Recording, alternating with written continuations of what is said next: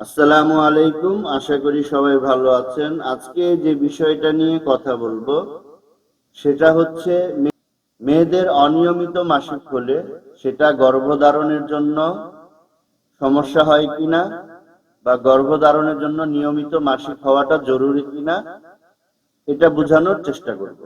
তাহলে কারণ হিসাবে আমরা এই জরায়ুর সিস্ট এবং ওভারিয়ান সিস্ট এই দুইটাকে মেইন কারণ হিসেবে ধরতে পারি। এই পিরিয়ড অনিয়মিত হওয়ার আরেকটা কারণ হলো যে আপনার ব্রেন যদি দুর্বল থাকে, ব্রেনের পিটুইটারি গ্ল্যান্ড থেকে এই এফএসএইচ হরমোন আসে।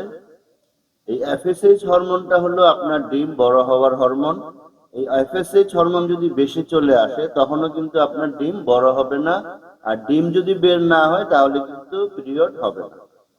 এই জন্য অনিয়মিত মাসিকের জন্য সবচেয়ে জরুরি হলো তলপেটের একটা আল্ট্রাসোনোগ্রাম করে ওভারি ও ইউটেরাসের পজিশন এবং সেখানে সিস্ট টিউমার কিছু আছে কিনা এটা শিওর হওয়া, এবং এই এফএসএইচ হরমোনটা চেক করে নেওয়া যে এটা সবসময় 10-এর নিচেই থাকতে হবে, 5-7-এর মধ্যে থাকলে ভালো। এটাও যদি বেশি বেড়ে যায় তাহলে কিন্তু ছেলেদের বেলায় যেমন শুক্রাণু তৈরি হবে না, মেয়েদের বেলায়ও ডিম বড় হবে।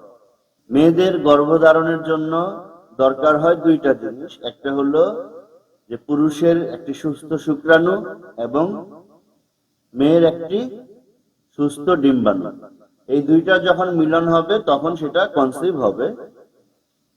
এখন ছেলে মানুষ যতবার বীর্যপাত করবে ততবার তার মধ্যে শুক্রাণু আসবে বা শুক্রাণু পাওয়া যাবে।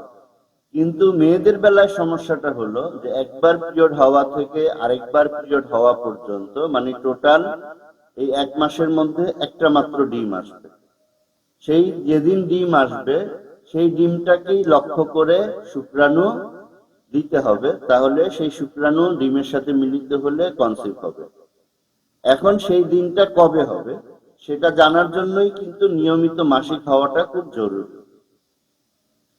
নিয়ম হচ্ছে একবার মাসিক হওয়া থেকে আরেকবার মাসিক হওয়া পর্যন্ত যেই কয়েকদিন হয় সেটার মাঝামাঝি সময়ে হলো ডিমটা বের হবে। সাধারণভাবে নিয়ম হলো মেয়েদের মাসিক হবে 28 দিনে হবে। যখন আমরা একটা বাচ্চা কনসিভ হওয়ার জন্য চেষ্টা করব তখন আমরা আজকে কয় তারিখে শুরু হলো সেদিন থেকে দিন গুনতে হবে এবং পরবর্তীতে কয় তারিখে হলো এইভাবে টোটাল দিন কাউন্ট করতে হবে। এই জন্য আপনার পিরিয়ড যদি অনিয়মিত হয় তাহলে আপনি এটার জন্য সবার আগে ট্রিটমেন্ট নেবেন। তাহলে আপনি ওভুলেশন, যেটা ডিম বের হওয়াটাকে ওভুলেশন বলে, এই ওভুলেশনটা বোঝার জন্য আপনাকে পিরিয়ডটা রেগুলার নিয়মে আসতে হবে।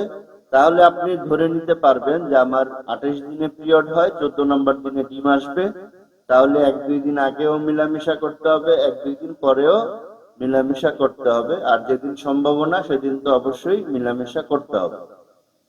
তাহলে আজকে আমরা জানলাম যে পিরিয়ড রেগুলার হলে কনসিভ হওয়ার জন্য যে সময়, মানে ওভুলেশন সময়, সেটা ক্যালকুলেশন করতে সুবিধা হয় এবং সেই সময়গুলোতে সহবাস করে কনসিভ হওয়ার জন্য এগিয়ে থাকা যায়। এই জন্য পিরিয়ড রেগুলার হওয়াটা জরুরি।